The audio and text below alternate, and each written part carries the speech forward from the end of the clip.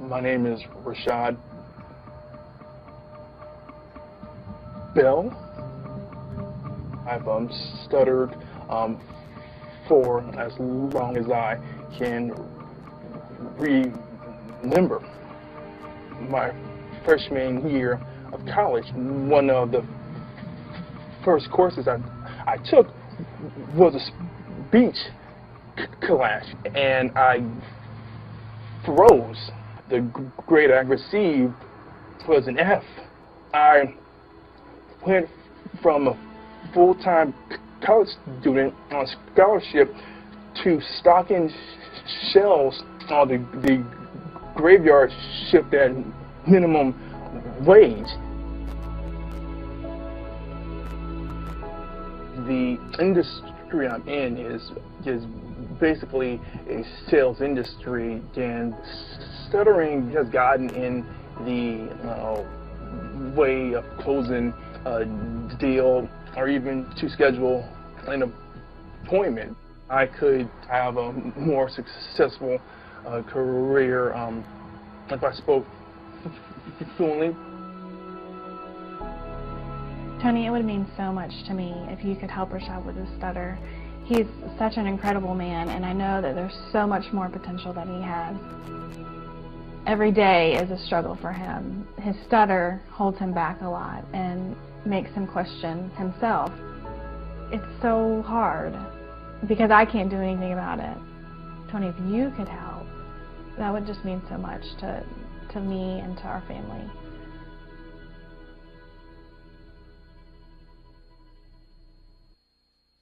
Rashad, nice to meet you. Yes, you too. Well, tell me a little bit, if you would, about what's going on in your life. I understand you're having difficulty in terms of a speech impediment or stuttering. I just know in my life I rejected it. I was ashamed of it. I drew back and was extremely introverted, but accepted. You've gone through several stages that are perfect stages. You've gone through ashamed, you've gone through rejection, and you've gone through acceptance. You've accepted this experience. Now that you've accepted it, you're going to eliminate it. Yeah, sign me up for that right now. Okay, now I want you to notice what you just said. Do that exactly like you said. Yeah, sign me up for that right now. Say that again. Yes, sign me up for that right now. Now, you just spoke perfectly. Now, there were other parts of your speech that were perfect as well, but you just demonstrated what I'm going to show you. It's hard as human beings to figure out what makes people do what they do, but because I spent 30 years in 100 countries with more than 3.5 million people, at this point I could be an idiot, and I'd have to see there's patterns that make people crazy, that make people happy, that make them fulfilled, that make them stutter. Once you know what the pattern is, it's so easy to change. Almost every unconscious pattern happened a long time ago when we make a decision about something. We model something. We model a behavior or we reject a behavior. It goes deep in our unconscious and becomes a pattern to avoid pain or to gain pleasure. When did you start stuttering? Tell me the moment. What's your earliest memory? What's your earliest memory in life? Take a moment. Your earliest memory in life. Probably 2 years old. Got up on a Saturday watching cartoons and eating cereal. I believe it was Rocky and Bullwinkle. And Bullwinkle, does he have a stutter? Rocky? Wow. And that's your earliest memory. And when Bullwinkle got himself in trouble, how did he get out of trouble when somebody was going to like torture him or do something bad to him? He would scream out, "Rocky," right? And he always stuttered when he said it. So I want you to do this. All patterns like that happen because you've forgotten something that happened right before that moment. and now you're locked in by the pattern. There's a decision you made or something you experienced, or life was very different right before that moment.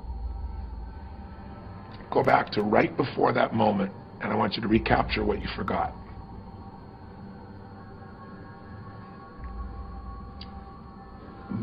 My parents were probably arguing. That happened quite often, like to the point where my dad got physical.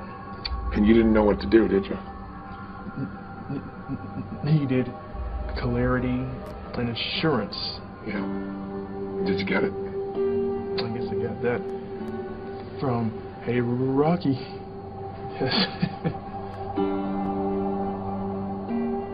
Because the one thing Rocky always responded to was, okay, help. But not just to cry for help. A stuttering cry for help.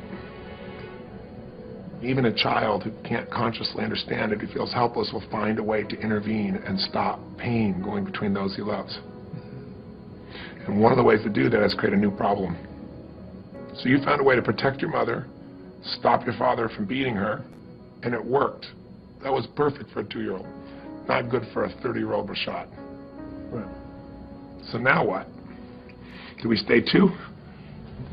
No, we don't stay 2. We don't stay 2. You're a man, you're 30 years old, you've lived life, you've been through all kinds of stuff. There's a warrior in you, Rashad.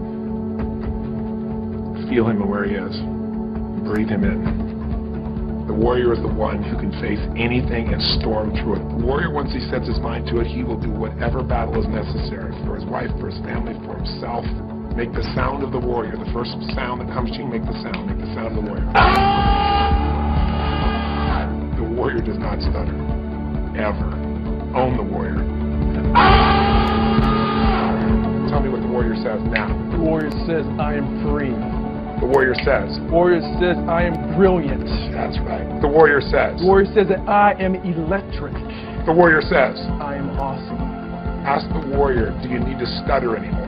No.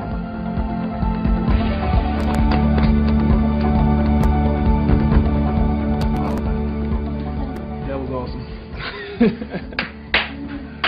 You're awesome. Thank you. Wow. So, what's next, Coach?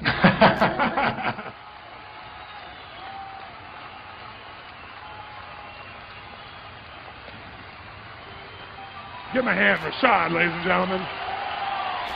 Rashad. Give it up for Rashad. Whoa.